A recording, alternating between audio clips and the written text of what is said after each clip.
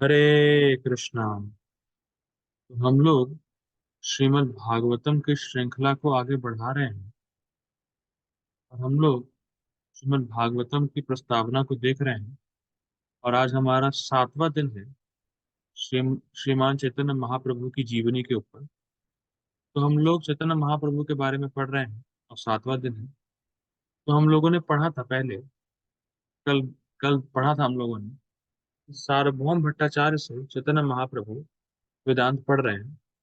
सार्वभौम भट्टाचार्य ने महाप्रभु को 7 दिन तक लगातार वेदांत पढ़ाया और महाप्रभु 7 दिन तक कुछ नहीं बोले और कोई एक्सप्रेशन भी नहीं दिए।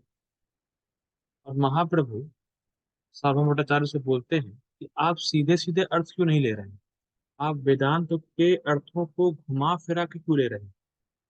और फिर महाप्रभु ने कहा कि वैदिक ज्ञान को हमेशा हमें एज इट इज स्वीकार करना चाहिए। में हमें कोई मीमांसा या कोई स्पेकुलेशन या कोई सूक्ष्म, आप कीजिएगा, शुष्क तर्क नहीं लगाना चाहिए। ये हम लोगों ने देखा था कल। तो हम लोग इसके आगे बढ़ते हैं। महाप्रभु ने आगे कहा, वैदिक आदेश स्वतः प्रमाण है और यदि कोई संसारी प्राणी वेदों की व्याख्याओं को समंजित करता है तो वह उनके प्रमाण को चुनौती देता है। अपने आप को शील व्यास देव की अपेक्षा अधिक बुद्धिमान समझना मूर्ख है। बहुत इंटरेस्टिंग है। क्यों मूर्खता है? क्योंकि पहली बात तो हमारी इंद्रियां पूर्ण है, और जबकि श्री व्यास देव की इंद्रियां पूर्ण है, क्योंकि श्री व्यास देव भगवान के अवतार हैं। और श्री व्यास देव जब कोई बात बोलते हैं, जब कोई बात लिखते हैं, तो उनमें कोई अपूर्णता हो ही नहीं सकती। श्री व्यास देव परफेक्ट है, तो वो जो भी बोलेंगे, वो जैसा भी करेंगे, वो सत्य होगा, वो परफेक्ट होगा, क्योंकि श्री व्यास देव त्रिकालदर्शी हैं। हमें नहीं पता हमारा फ्यूचर क्या है, हमें नहीं पता हमारा अगला सेकंड क्या है। हमारी इंद्रियां अपूर्ण है, हमें 4 दोष हैं, पर श्रील व्यास देव में कोई दोष नहीं है। अगर आप वेदों के प्रमाणों को चुनौती देते हैं तो इसका मतलब आप अपने आप को भगवान व्यास देव से ऊपर उठा रहे हो, जो कि मूर्ख है। ठीक? आगे बढ़ते उन्होंने इन सूत्रों में पहले ही अपनी बात कही। अतएव कम महत्वपूर्ण व्यक्तियों से सहायता लेने की आवश्यकता नहीं है। क्या कहा जा रहा है कि व्यास देव ने पहले ही क्लियर कर दिया है कि परम सत्य कौन है, परम सत्य क्या है, और परम सत्य एक साकार है। और भगवान भी बोले हैं गीता में कि परम सत्य भगवान श्री कृष्ण है। अब आप अपनी तीनी बुद्धि, छोटी बुद्धि का इस्तेमाल मत करिए, या अपनी छोटी बुद्धि का ज्यादा इस्तेमाल मत करिए। ज्यादा मत यूज करिए, ज्यादा उसमें खुरापाती मत करिए, क्योंकि शिला व्यास देव ने पहले ही बता दिया है, सारे सूत्रों को शिला व्यास देव ने पहले ही साफ साफ क्लियर कर दिया है। एक वेदांत सूत्र नामक उनकी यह कृति मध्यांग के सूर्य की भांति प्रकाशित है। और जब कोई सूर्य सदृश स्वयं प्रकाशित वेदांत सूत्र पर अपनी खुद की व्याख्या करना चाहता है, तो वह इस सूर्य को अपनी कल्पना के बादल से प्रच्छन्न करने का प्रयास करता है। बहुत सुंदर बात बोल रहे हैं आप। मध्यांग का सूर्य मतलब होता है डे टाइम का सूर्य। जब बिल्कुल भरी दोपहर होती है तो उस समय का सूर्य। तो डे टाइम के सूर्य में खास बात क्या है कि डे टाइम के सूर्य को आप अच्छे से देख सकते हो, और जो आपके आसपास वस्तुएं हैं वो आपको स्पष्ट दिखती हैं। आप सूर्य को स्पष्ट देख सकते हो, और जो वस्तुएं आपके आसपास है उसको आप स्पष्ट देख सकते हो। ठीक? जैसे भगवान ने बोला, अहम सर्वस्व प्रभो मत्ता सर्वम प्रवर्तते इति मत्वा भजन्ते मां बुधा भाव समन्वितः। भगवान जब बोले अहम सर्वस्व प्रभु, तो भगवान बोल रहे हैं कि सारी चीज का सोर्स मैं ही हूँ। अब इसमें स्पेकुलेशन क्या लगाना? एकदम क्लियर है ना बात, कि भगवान श्री कृष्ण बोल रहे हैं सब कुछ मुझसे आए। तो जो चीज क्लियर है उसमें कहेगा स्पेकुलेशन करना? फिर रिपीट कर रहा हूँ, जो चीज बिल्कुल स्पष्ट है उसमें काहे का स्पेकुलेशन? लेकिन लोग स्पेकुलेशन करते हैं क्योंकि उनको विश्वास ही नहीं होता कि हर चीज का सोर्स एक ही व्यक्ति कैसे हो सकता है। भगवान श्री कृष्ण ने बोला सब कुछ मुझसे आए। तो लोग स्पेकुलेशन इसलिए करते हैं क्योंकि उनको विश्वास ही नहीं है कि सारी जगत की चीजें या पूरा जगत एक व्यक्ति से कैसे आ सकता है। तो लोग अपनी भौतिक बुद्धि का इस्तेमाल करते हैं आध्यात्मिक विषयों को समझने के लिए। यही गड़बड़। इसीलिए कहा जा रहा है जैसे जैसे सूर्य के सामने बादल आता है, लेकिन बादल सूर्य को नहीं ढकता, बादल लोगों को ढकता है। बादल सूर्य को नहीं छुपाता। बादल जो है व्यक्ति की दृष्टि को ढक लेता है। जो सूर्य को देख रहा है उसकी दृष्टि ढक जाती है। वैसे ही जो व्यक्ति अपनी बुद्धि का इस्तेमाल करेगा, भौतिक बुद्धि का, आध्यात्मिक चीज को समझने के लिए, तो वो व्यक्ति की दृष्टि ढक जाएगी, समझ नहीं पाएगा। ठीक है? आगे बढ़ते हैं।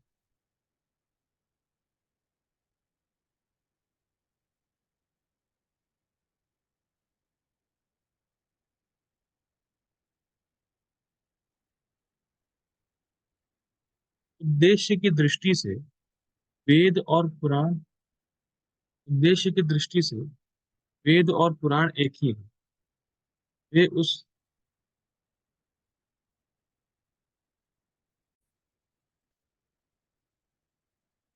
हरे कृष्ण पढ़ते हैं। उद्देश्य की दृष्टि से वेद और पुराण एक ही है।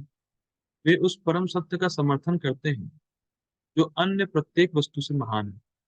परम सत्य का साक्षात्कार अंततः भगवान के परम व्यक्तित्व के रूप में होता है, जो परम नहीं होता है। तो बहुत सुंदर बात है। पुराण में एक श्लोक आता है जिसमें वो बोलते हैं कि वेद रूपी माता कहती है कि तुम्हारे पिता कृष्ण हैं। पुराण रूपी बड़े भैया कहते हैं कृष्ण भगवान। उपनिषद रूपी बहन बोलती है कृष्ण भगवान। सब करके श्लोक आता है पुराण में। तो अब मान लीजिए, जैसे मानिए एक घर में एक नया बच्चा पैदा होगा। तो जब बच्चा पैदा होगा तो माँ बोलेगी ये तुम्हारे पिताजी। उस बच्चे का भाई बोलेगा ये तुम्हारे पिताजी। उस बच्चे की बहन बोलेगी ये तुम्हारे पिता है। तो सारे फैमिली मेंबर एक ही चीज बोलेंगे, तुम्हारे पापा ये हैं, तुम्हारे पापा ये हैं, तुम्हारे पापा ये हैं। तो चाहे वेद हो, चाहे पुराण हो, चाहे उपनिषद हो, सारे शास्त्र यही बोलते हैं कृष्ण परम सत्य है। कहने की बात यह है कि चाहे आप वेद पढ़ रहे हो, चाहे आप पुराण पढ़ रहे हो, चाहे आप उपनिषद पढ़ रहे हो, कुछ भी पढ़े, वो सारी चीज आपको कृष्ण की तरफ ही ले जाने वाली है। ये बहुत इंपॉर्टेंट है। अतः परम भगवान ऐश्वर्य, शक्ति, ख्याति, सौंदर्य, ज्ञान और त्याग से परिपूर्ण होना चाहिए। तथापि आश्चर्य है कि दिव्य भगवान के व्यक्तित्व को निराकार समझा जाता है। अब बहुत ध्यान से सुनिए। अतः परम, अतः क्यों लगाया प्रभुपाद जी ने? प्रभुपाद जी अतः क्यों कह रहे हैं, देखिए। भगवान श्री कृष्ण परम व्यक्तित्व है, मतलब परम सत्य है। अगर भगवान श्री कृष्ण परम सत्य हैं तो मतलब उनसे श्रेष्ठ कोई और व्यक्ति नहीं होना चाहिए, तभी तो परम सत्य होंगे ना। क्लियर है? जब भगवान श्री कृष्ण परम व्यक्तित्व है, परम व्यक्ति है, परम सत्य है, इसका मतलब उनसे ऊपर कोई नहीं होना चाहिए। ठीक। तो यही बात बोला जा रहा है कि भगवान का मतलब भगवान में जो गुण है और जो भगवान का व्यक्तित्व है वो किसी से मैच नहीं करता। कहने का मतलब है कि हर किसी का नेचर या गुण, सब कुछ भगवान से नीचे हो, पहली चीज। और किसी में कोई भी गुण है और किसी में कोई भी नेचर है जिससे हम अट्रैक्ट जिससे हम अट्रैक्ट होते हैं, तो वो परम व्यक्ति के पास है और पूरे में है। जैसे अगर हम किसी व्यक्ति के ज्ञान के फीचर से अट्रैक्ट हो, तो वो ज्ञान कृष्ण में भी है। मतलब वो ज्ञान का फीचर कृष्ण में भी है, कुछ जीव में भी है। लेकिन जीव में कम मात्रा में है, भगवान में पूरी मात्रा में। अगर भगवान परम सत्य हैं तो उनके पास परम गुण होने चाहिए।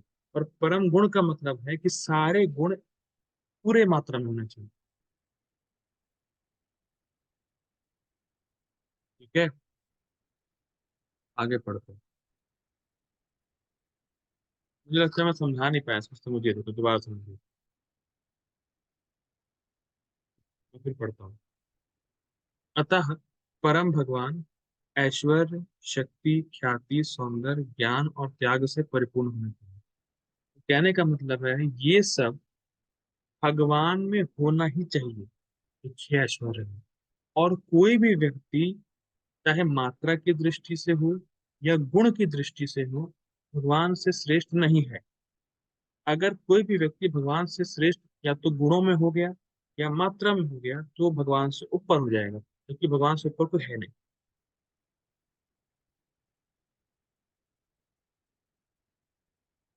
बराबर।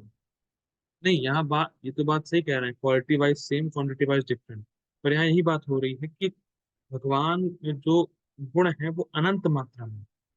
अग, ऐसा कोई भी व्यक्ति नहीं है, ऐसा कोई भी जीव नहीं है जिसके पास ऐसे गुण हो भगवान की मात्रा, मतलब इक्वल क्वांटिटी में। ये बात हो रही है। ठीक है? इसीलिए भगवान परम।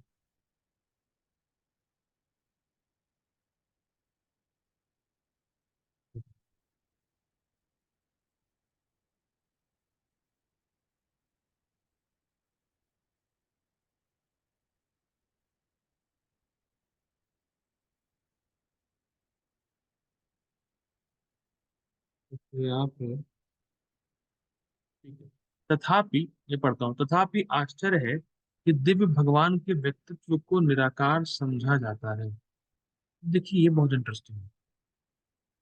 जैसे कोई आदमी कुकिंग करे, मान लीजिए अपूर्व प्रभु जी आप कुछ बना के लेके आए, ठीक, मान लीजिए दोपहर का समय है, आप कुछ बना के लेके आए मेरे लिए, ठीक है, और मैंने उसको खाया। कोई व्यक्ति पूछे, अरे भाई साहब लंच में क्या था? लंच में था ही नहीं कुछ, निराकार था। तो आप जो बना के लाए हैं तो आपको कैसा फील होगा? अरे निराकार है मतलब क्या, कुछ है ही नहीं। मतलब मैं आपके लिए बना के लाया और आप कह रहे हैं है ही नहीं। आप समझ रहे हैं? भगवान में इतने ज्यादा गुण हैं, अनंत गुण हैं। ऐश्वर्य पूरी मात्रा में है, सौंदर्य पूरी मात्रा में है, ज्ञान पूरी मात्रा में है। और हम कहें भगवान है ही नहीं, निराकार है, भगवान कोई गुण ही नहीं है। अगर कोई व्यक्ति बहुत मेहनत करके कुछ बना के लेके आए आपके लिए, और आपसे कोई पूछे कि ये क्या है, आपने क्या क्या खाने में था? कुछ खाने में था ही नहीं, खाना ही निराकार था। जो बना के लाया उसको गुस्सा आएगा नहीं आएगा? कि अरे भैया मैंने इतनी मेहनत से बनाया, और लोग कह और आप कह रहे हो ये निराकार था। लोग खा रहे हैं, फिर भी आप कह रहे हो कि निराकार है। तो आप यही बोलेंगे ना, तुम्हें दिख नहीं रहा क्या खाना है? तो वैसे ही भगवान में, जब भगवान परम व्यक्तित्व है, भगवान में परम गुण है, परम गुण मतलब सारे गुण, जो भी छह ऐश्वर्य है वो पूरी मात्रा में है, तो आप कैसे कह सकते हो कि भगवान निराकार है? जैसे कोई व्यक्ति है वो बहुत धनी है, करोड़पति है, जैसे मान लीजिए अंबानी करोड़पति। तो आप बोले कि कोई आपसे पूछे कि इंडिया का सबसे अमीर व्यक्ति कौन है? निराकार। निराकार नहीं, ये क्या बोल रहे हो, है ही नहीं। वैसे समझ लीजिए। आगे पढ़ते हैं।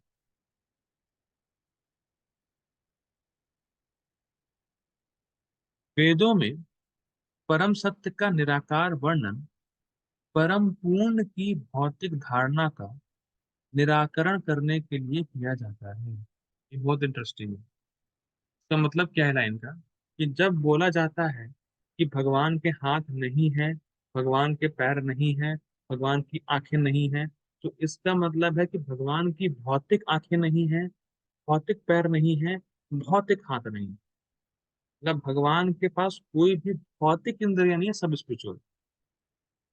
जब बोला जाता है कि भगवान निराकार है, तो निराकार मतलब, कहने का मतलब कि भगवान का कोई भौतिक आकार नहीं, पर स्पिरिचुअल आकार है। ये सही बात है। ये सही अंडरस्टैंडिंग। ठीक। ठीक, आगे पढ़ते हैं। भगवान के कुछ तो यहाँ मिसिंग है, मेरे ख्याल से पीडीएफ में कुछ तो मिसिंग है। पढ़ते हैं। भगवान के व्यक्तित्व भगवान के व्यक्तिगत लक्षण सभी प्रकार के भौतिक लक्षणों से सर्वथा भिन्न होते हैं। ठीक है, समझिए। हरे कृष्णा प्रभु जी। हरे कृष्णा गुरु जी। आवाज मुझे क्यों नहीं आ रही है? हरे हरे कृष्णा हरे कृष्णा। ओके, मैं समझ गया। हरे कृष्णा गुरु जी, हरे ये कृष्णा।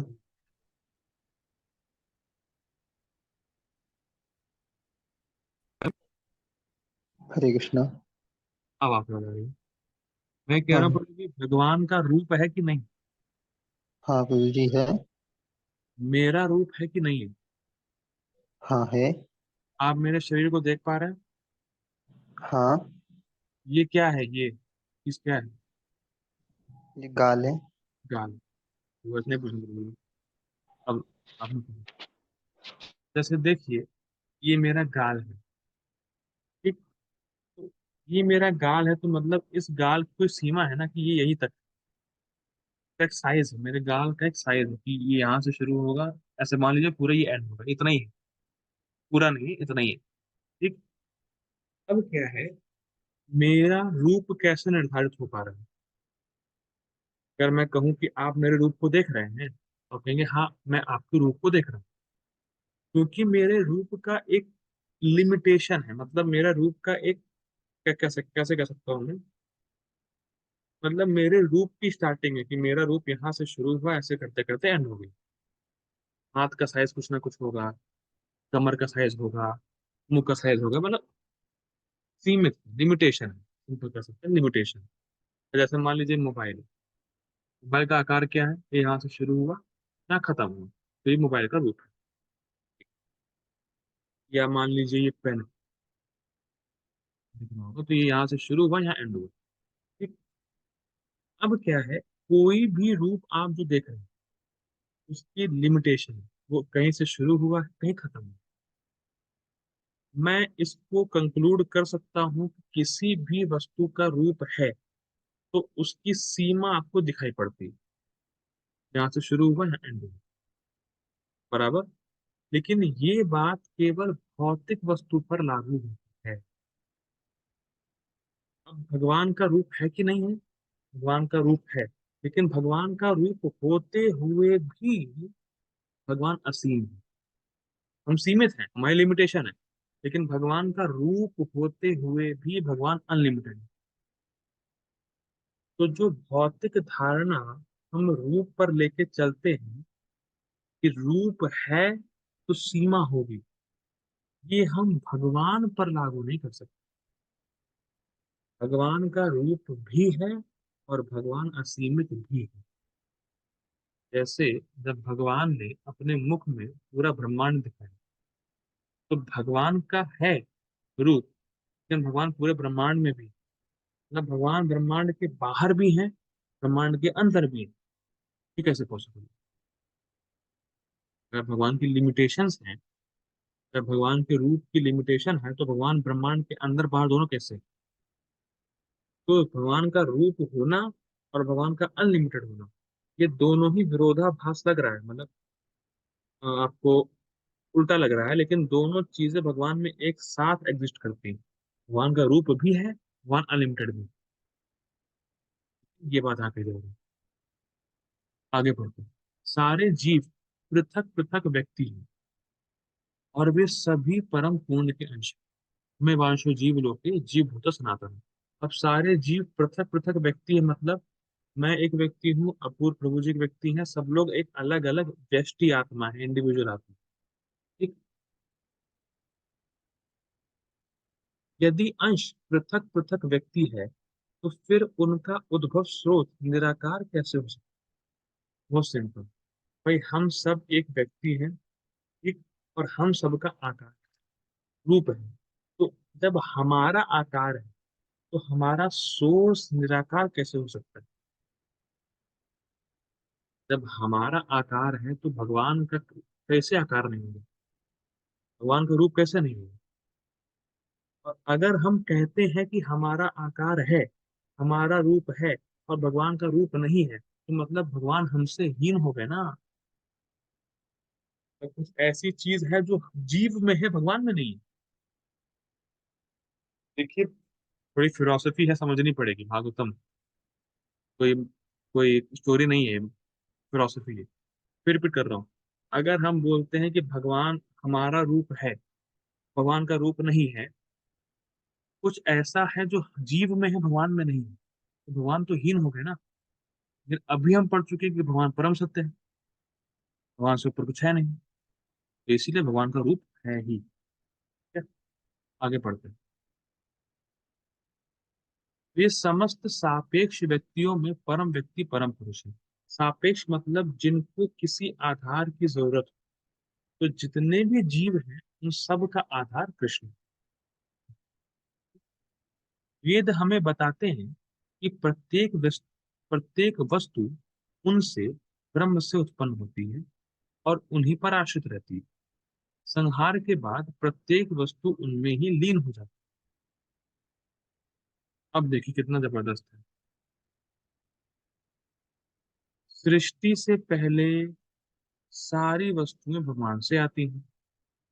ये पहला पॉइंट। सृष्टि के समय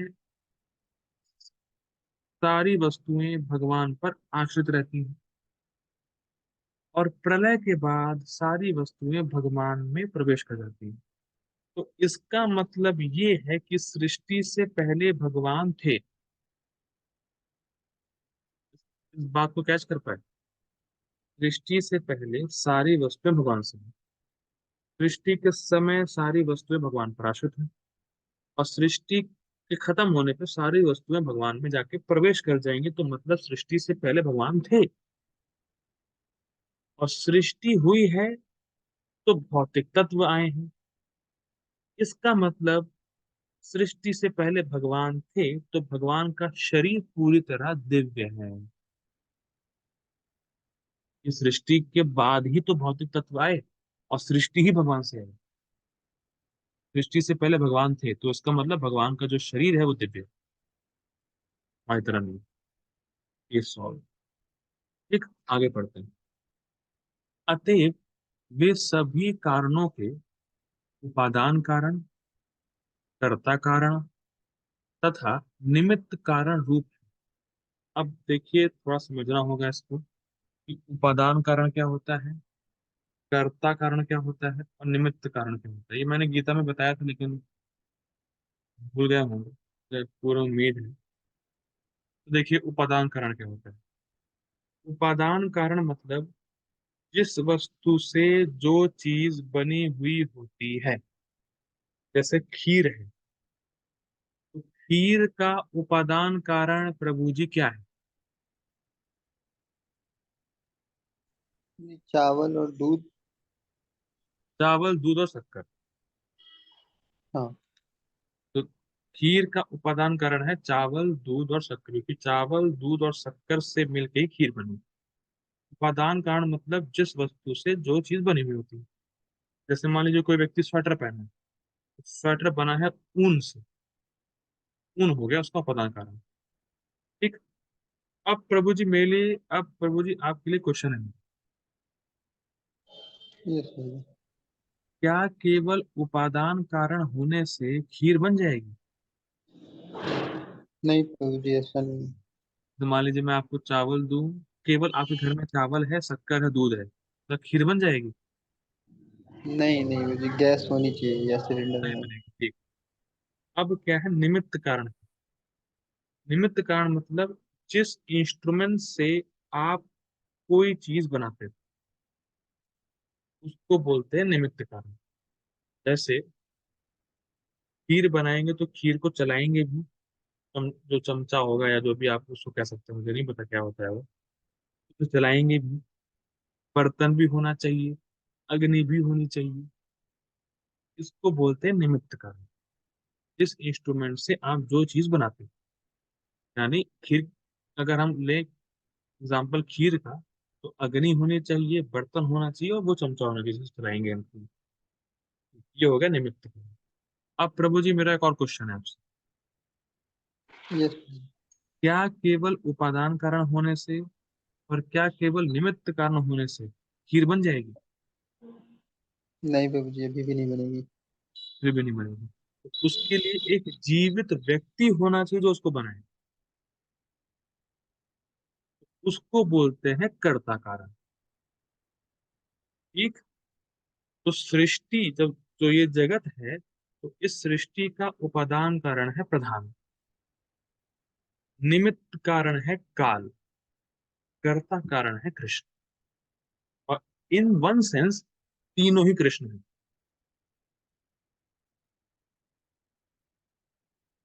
एक मैं फिर रिपीट करता हूँ। उपादान कारण, कर्ता कारण और निमित्त कारण। अगर इस सृष्टि के बनने की बात की जाए, तो इस सृष्टि का उपादान कारण है प्रधान। प्रधान क्या होता है? मैंने इसको इतनी बार रिपीट किया, अब नहीं करूंगा।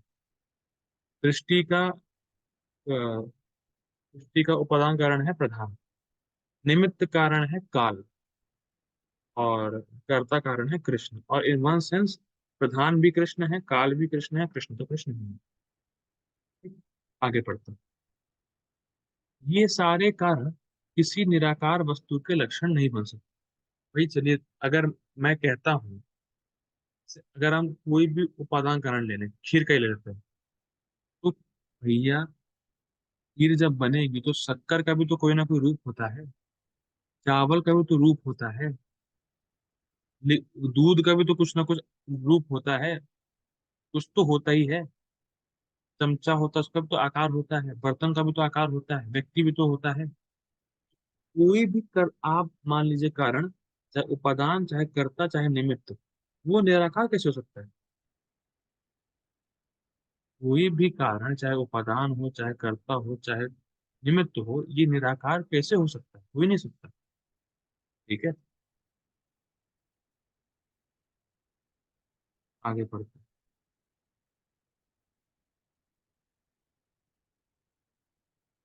ठीक। वेद हमें बताते हैं कि वे ही एक से अनेक हुए, और जब वे इच्छा करते हैं तब वे भौतिक प्रकृति पर दृष्टिपात करते हैं। तो मतलब भगवान की इच्छा हुई कि मैं बहुत में हो जाऊं, एको बहुत श्यामः, भगवान बहुत सारे जीवों में हो गए। तो विभिन्न अंश, भगवान कृष्ण का विभिन्न अंश है जीव। ठीक है, फिर भगवान ने भौतिक प्रकृति पर दृष्टिपात किया, सब जानते हैं। उन्होंने भौतिक प्रकृति पर दृष्टिपात किया, उसके पहले यह भौतिक विराट जगत न था। देखिए, कुछ लोग ऐसा कह सकते हैं कि ऐसे कैसे केवल देखने से सृष्टि हो गई। यहाँ पे लिखा है कि भगवान ने केवल देखा और सब कुछ आ गया, सृष्टि हो गई। तो कोई प्रश्न कर सकता है ऐसे कैसे केवल देखने से सृष्टि हो गई? देखिए, अगर आप जानते हैं नहीं जानते हमें नहीं पता, मछली है ना, मछली, तो मछली अपने अंडे को केवल देखती है, और केवल अपने अंडे को देखते देखते ही अंडा बड़ा हो जाता है। तो जब मछली में इतनी पावर है, जब मछली के दृष्टिपात में इतनी पावर है, तो भगवान की तो बात ही क्या है। First point. और दूसरा पॉइंट, इसीलिए हमें भगवान के विग्रह के सामने जाना चाहिए। जब भगवान अपना दृष्टिपात करते हैं आप पे, तो भगवान जानते हैं कि आपकी रुग्ण अवस्था, आपकी दयनीय अवस्था क्या है, भगवान जानते हैं। जैसे ही भगवान आपको देखते हैं, तो भगवान जैसे ही आपको देखते हैं, तो भगवान के मन में ये संकल्प आता है कि इस व्यक्ति के दुख को मुझे दूर करना, इस व्यक्ति को दुखद स्थिति से मुझे निकालना है। इसीलिए भगवान के पास जाना चाहिए। भगवान का दृष्टिपात इतना पावरफुल है कि इस एक केवल दृष्टिपात से ही पूरा जगत आ गया। जब आप भगवान के विग्रह के पास जाते हैं, तो भगवान आपको देखते हैं। इसीलिए हमें भगवान के पास जाना चाहिए। ठीक। आगे पढ़ते हैं। अतएव उनका दृष्टिपात भौतिक नहीं है। अब अतएव कृपा जी क्यों बोल रहे हैं? देखिए, जब भौतिक जगत नहीं था, तब भगवान थे। इसका मतलब भगवान का रूप भौतिक नहीं है। तो जब भगवान का रूप भौतिक नहीं है, अतएव भगवान का दृष्टिपात भी भौतिक नहीं है समझ में। जब भगवान का रूप चिन्मय है, भगवान ही चिन्मय है, उनका दृष्टिपात भी चिन्मयी है, भौतिक कैसे हो सकता है। ठीक, आगे पढ़ते हैं। जब भगवान ने भौतिक प्रकृति पर दृष्टिपात किया, तब भौतिक मन या इंद्रियों का जन्म नहीं हुआ था। इस तरह वेद का साक्ष्य सिद्ध करता है कि निश्चित रूप से भगवान के दिव्य नेत्र तथा दिव्य मन होते हैं। बहुत सुंदर। देखिए, जब शास्त्र बोल रहा है, देखिए बहुत सुंदर बात है। देखिए, जब शास्त्र बोला कि जब जब तक भगवान ने भौतिक प्रकृति को नहीं देखा, तब तक भौतिक मन या इंद्रियां आई नहीं थी। तो इसका मतलब भगवान का रूप दिव्य है, ये तो हो गया। तो जब भगवान का रूप रूप दिव्य है, तो भगवान का दृष्टिपात दिव्य है। जब भगवान का दृष्टिपात दिव्य है, तो भगवान के नेत्र दिव्य हैं। ये क्लियर हो गया। अब भगवान के पास दिव्य मन है, इस बात को कैसे समझे। तो अभी हम पढ़े कि भगवान की इच्छा हुई कि मैं बहुतों में हो जाऊं। तो प्रभु जी आप ये बताइए मुझे कि इच्छाएं कहाँ आती है। इच्छा प्रभु जी मन में आती है। हाँ, तो जब भगवान की इच्छा हुई कि मैं बहुत में हो जाऊं, तो मतलब भगवान का मन होगा। लेकिन सृष्टि से पहले भौतिक मन आया ही नहीं था, इसका मतलब भगवान के पास दिव्य मन है। ये ठीक, आगे बढ़ते हैं। वे भौतिक नहीं होते, अतएव उनका निरापा अतएव उनका निराकार पक्ष उनकी भौतिकता का निषेध है। लेकिन यह उनके दिव्य व्यक्तित्व से इनकार नहीं करता। यहाँ भी सेम बात, कि जब शास्त्र बोलता है कि भगवान की आंखें नहीं हैं, तो इसका मतलब ये नहीं कि आंखें हैं ही नहीं, इसका मतलब है कि भौतिक आंखें नहीं। ठीक, आगे पढ़ते हैं। ब्रह्म अंततः भगवान के व्यक्तित्व का सूचक है, मतलब भगवान एक परम व्यक्ति, परम सत्य है। निराकार ब्रह्म की अनुभूति लौकिक सृष्टि की निषेधात्मक धारणा है। क्या मतलब है कि जो भौतिक जगत में आप रूप देख रहे हैं, तो जब आप उसको नेगेटिव सोचो, तो वो ब्रह्म की अनुभूति, मतलब जब कोई भौतिक रूप नहीं रहेगा, उस समय की स्थिति को ब्रह्म बोलते हैं। फिर कर रहा हूँ। निराकार ब्रह्म की अनुभूति का मतलब क्या है। निराकार ब्रह्म की अनुभूति का मतलब है कोई रूप ही नहीं है, कोई भौतिक रूप ही नहीं है, कुछ है ही नहीं रूप, केवल एक light. Negation of material form is realisation of Brahm, निराकार ब्रह्म। वो ये नहीं बोलेंगे कि आध्यात्मिक रूप है, वो ये बोलते हैं कि जब भौतिक रूप नहीं रहेगा, बस तब का साक्षात्कार हाईएस्ट, और वो साक्षात्कार है निराकार ब्रह्म। ठीक, सभी प्रकार के भौतिक शरीरों में स्थित ब्रह्म का स्थानीय पक्ष परमात्मा है। तो कहने का मतलब है क्या है कि भगवान सबके हृदय में परमात्मा रूप में वास करते हैं। भगवान अपने आप को परमात्मा रूप में विस्तार किए हुए हैं। अंततः परम ब्रह्म की अनुभूति प्रामाणिक शास्त्रों के समस्त साक्ष्य के अनुसार भगवान के व्यक्तित्व की ही अनुभूति है। मतलब सर्वोच्च साक्षात्कार होता है भगवान के रूप में, भगवान रियलाइजेशन स्टॉप मोस्ट। वे विष्णु तत्व के परम स्रोत हैं, भगवान श्री कृष्ण। आगे पढ़ते हैं। पुराण भी वेदों के पूरक हैं। पूरक मतलब क्या होता है कि वेदों में अगर आपको कोई बात समझ में नहीं आती है, तो उसको पुराण में और स्पष्ट तरीके से बताया गया है, तो बोलते हैं पूरक। सामान्य व्यक्ति के लिए वैदिक मंत्रों को समझ पाना अत्यंत मुश्किल है, जबकि सामान्य व्यक्तियों के लिए प्रभुपाद जी का ये इंट्रोडक्शन भी समझ पाना कठिन है। अगर आप देखें, ध्यान दें थोड़ा सा, प्रभुपाद जी बहुत फिलोसफी रखे हैं इंट्रोडक्शन में। तो इसीलिए हम लोग बहुत धीरे धीरे चल रहे हैं, क्योंकि ये सारी शिक्षाएं जो हम लोग अभी पढ़ रहे हैं, ये सारी शिक्षाएं चैतन्य महाप्रभु सार्वभौम भट्टाचार्य को दे रहे हैं। तो अब फिलोसफिकल पार्ट आ गया है इंट्रोडक्शन में, तो हम लोग धीरे धीरे जाएंगे। आगे पढ़ते हैं। असमर्थ हो, नहीं माफी लेगा, मुश्किल है। स्त्रियां, शूद्र और तथाकथित उच्च उच्च जाति के द्विज बंधु वेदों के अभिप्राय को समझ पाने में असमर्थ होते हैं। इस प्रकार वेदों के सत्य की व्याख्या करने के लिए महाभारत तथा पुराणों को सरल बनाया गया। तब जो वेदों का सार है उसी को पुराण और महाभारत में रख दिया गया।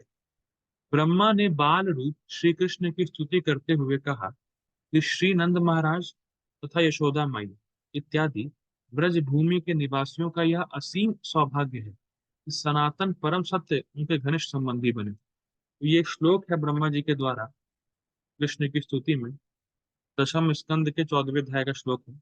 तो बेसिकली ये यहाँ पे इसलिए कहा जा रहा है कि ब्रह्मा जी भी प्रूफ कर रहे हैं कि भगवान श्री कृष्ण ही परम सत्य है, कहने का मतलब। आगे बढ़ते हैं।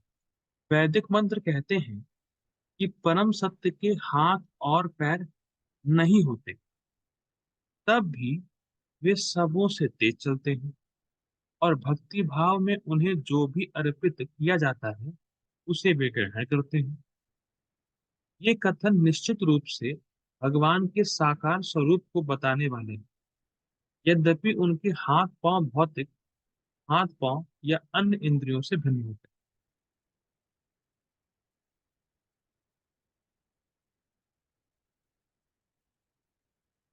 ठीक है, ये क्या कहा जा रहा है?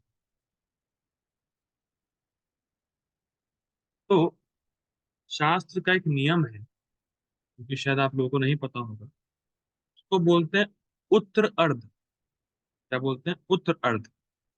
जैसे एग्जांपल देता हूँ मैं। हरे कृष्णा प्रभु जी। हरे कृष्णा जी। प्रभु जी, आप जो है पनीर की सब्जी बनाए, ठीक। ठीक।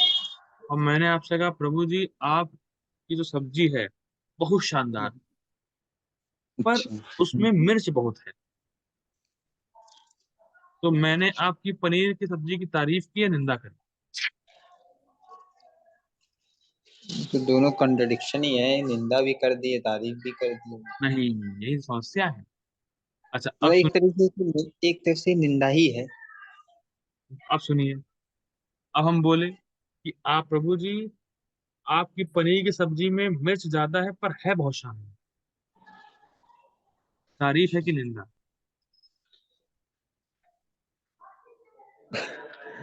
दोनों ही है। नहीं। अब समझिए क्या होता है। तो शास्त्र में एक नियम है उत्तर अर्ध। उत्तर अर्ध का मतलब क्या है? जो आप बाद में बोलेंगे उसकी वैल्यू। जैसे हम बोले कि अपूप प्रभु जी आपकी पनीर की सब्जी में मिर्च ज्यादा है पर है बहुत शानदार, तो बहुत शानदार है इसको ग्रहण किया जाएगा, मतलब तारीफ हुई आप। जो बाद में बोलते हैं उसको लेते हैं। जैसे हम बोले कि प्रभु जी आपकी पनीर की सब्जी शानदार है पर बहुत मिर्च है, तो ये निंदा हुई थी क्योंकि आपने बाद में निंदा करी। जो बाद का पक्ष है उसको उठाते हैं, जो बाद वाला पॉइंट है वो फोकस किया जाता है। अब यहाँ देखिए क्या बोला जा रहा है। अब यहाँ पे बोल रहे हैं कि भगवान के हाथ और पैर नहीं होते, फिर भी वो बहुत तेज चलते हैं। तो लास्ट में क्या बोला गया? बहुत तेज चलते हैं, तो इसका मतलब उनका आध्यात्मिक पैर हो। समझ में आया? भगवान के हाथ नहीं है पर फिर भी वो जो अर्पित किया जाता है उसको ग्रहण करते हैं, तो इसका मतलब उनके हाथ हैं जो कि आध्यात्मिक। जो बाद वाला पॉइंट है उसको ही शास्त्र में देते हैं। ये समझना होगा। तो बेसिकली यहाँ पे फिर वही बात हो रही है कि भगवान का साकार रूप है, भगवान साकार है, पर जो भौतिक रूप है वो भगवान का नहीं है। इसीलिए जब शास्त्र में बोला जाता है कि भगवान के हाथ पांव नहीं है लेकिन फिर भी बहुत तेज चलते हैं, बहुत ग्रहण करते हैं ऐसा वैसा, तो वो बाद वाला पक्ष लेना होता है। ठीक है? ये पॉइंट। आगे पढ़ते हैं। अतः ब्रह्म कभी भी निराकार नहीं, तो स्पष्ट। किंतु जब ऐसे मंत्रों की व्याख्या अप्रत्यक्ष रूप से की जाती है, अप्रत्यक्ष मतलब गौण वृत्ति, तो हम लोग कल सुन चुके हैं, तो गलती से परम सत्य को निराकार मान लिया जाता है। तो व्याख्या गलत करिए ना, इसीलिए। ओके, अब मैं ऐसा करता हूँ, मैं मीटिंग एंड कर रहा हूँ। Please join again. Hare Krishna.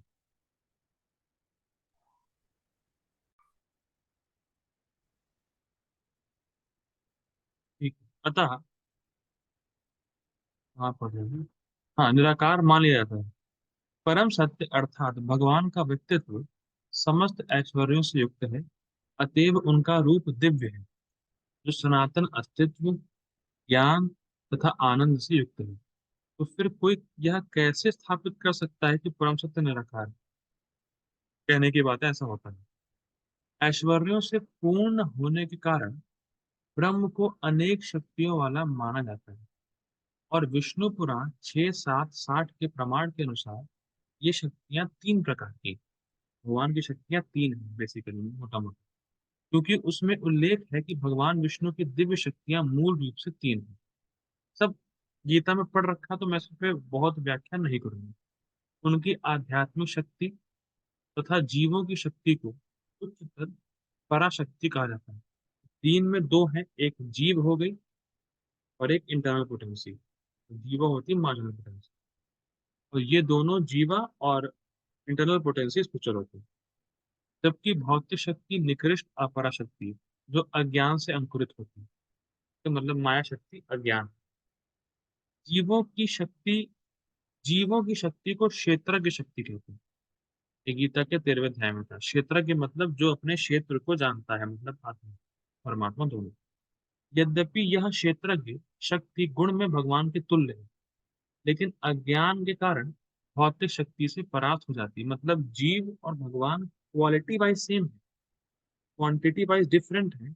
इसीलिए जीव को माया पकड़ लेती है, जीव अज्ञान में चला जाता है, और इस प्रकार समस्त प्रकार के भौतिक कष्टों से ग्रस्त रहती है। और जब अब वो अपने आप की पहचान अविद्या से करता है, शरीर से करता है, तब उसको भौतिक कष्ट झेलने पड़ते हैं।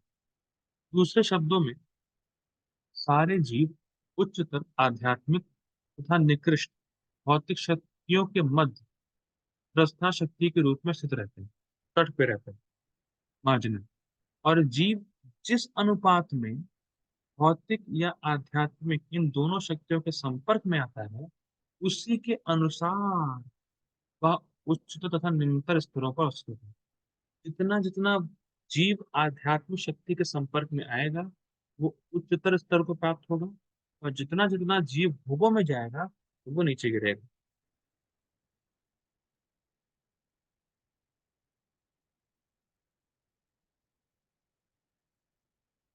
ठीक है, अब इसके आगे हम लोग कर लेंगे कि भगवान की शक्तियों के बारे में बात हो रही है। हरे कृष्ण। तो देखिए, अभी कम से कम 7 दिन और चले गए महाप्रभु की जीवनी के बारे में। प्लीज, मैं हर क्लास में रिपीट करता हूँ, पेशेंस रखिए। भागवतम कोई बहुत जल्दी उड़ाने वाली चीज नहीं है। भागवतम पूरे शास्त्रों का सार है। एक एक शब्दों को अगर अच्छे से समझते हुए चलेंगे, पेशेंस रखते हुए चलेंगे, तो बहुत लाभ होगा, बहुत कुछ सीखने को मिलेगा। जीवन में बहुत बड़ा परिवर्तन आएगा, और कृष्ण के और करीब आप जाएंगे। क्योंकि महाप्रभु को और प्रभुपाद जी को, दोनों को श्रीमद् भागवतम बहुत प्रिय थी। तो हम लोग कल मिलते हैं, कल चर्चा को आगे बढ़ाएंगे। तब तक के लिए श्री प्रभुपाद की जय।